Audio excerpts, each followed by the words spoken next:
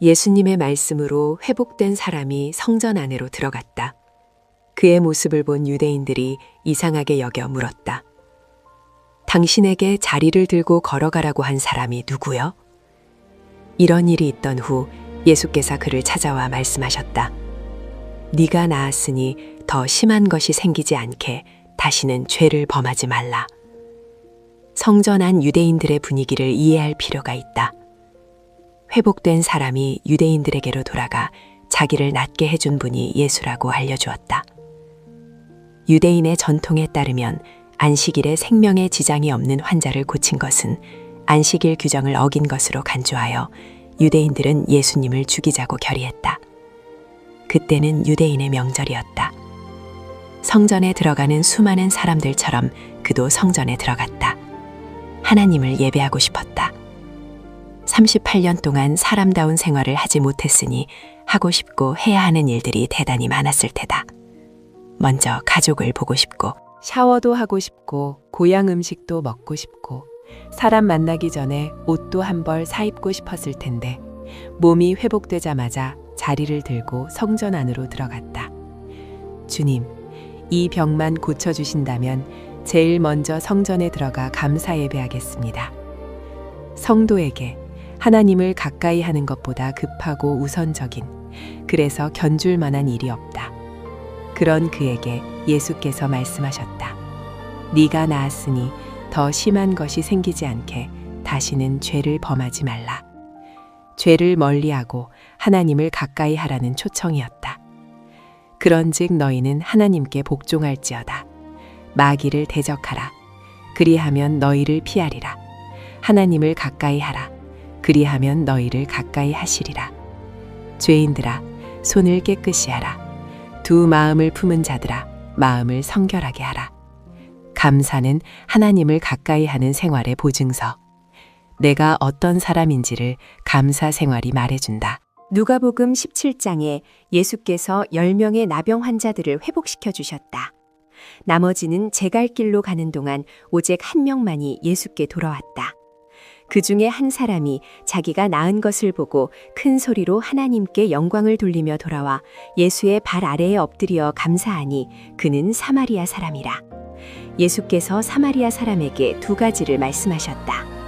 나머지 9명은 어디에 있느냐? 내 믿음이 너를 낫게 했다. 하나님의 은혜를 똑같이 경험하고도 반응이 달랐다. 하나님을 가까이 하는 사람은 우선적으로 은혜에 대해 감사하는 사람이며 그에게 믿음을 보셨다고 말씀하셨다. 하나님을 가까이 하게 하는 힘. 내가 주께 범죄하지 아니하려 하여 주의 말씀을 내 마음에 두었나이다. 하나님을 가까이 함이 악을 물리치고 죄를 짓지 않은 것이고 그러기 위해 무엇을 마음에 품었다고 했는가?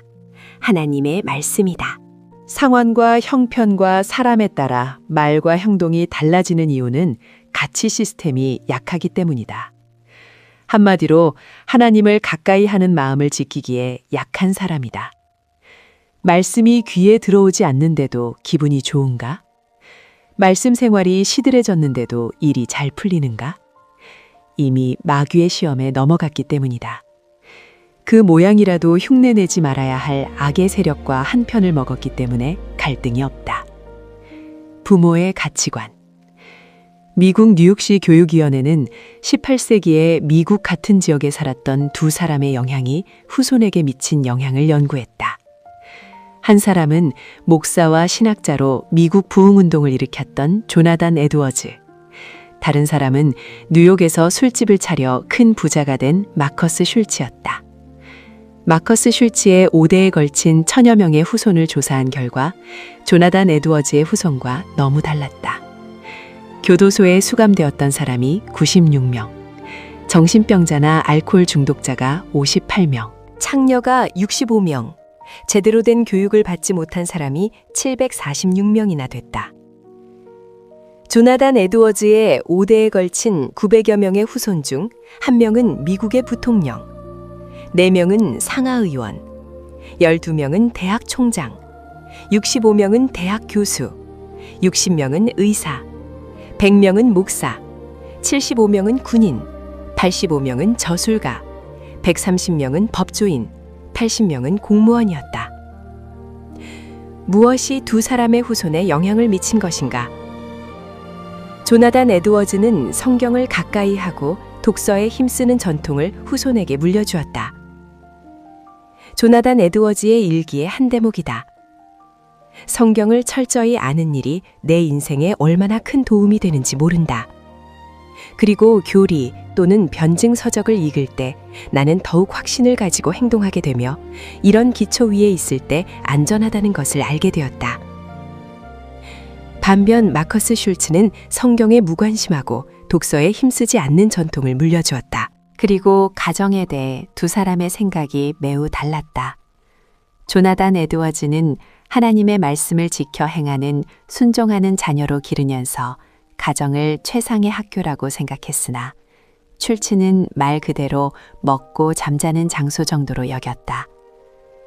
부모의 가치관이 5대 후손에 걸쳐 선한 영향을 미치기도 악한 영향을 미치기도 했다는 연구가 보여주는 것은 하나님을 가까이 함이 복인 것과 하나님을 가까이 하는 일에 최고의 우선순위를 둔 자녀와 후손은 확연하게 다르다는 것이다.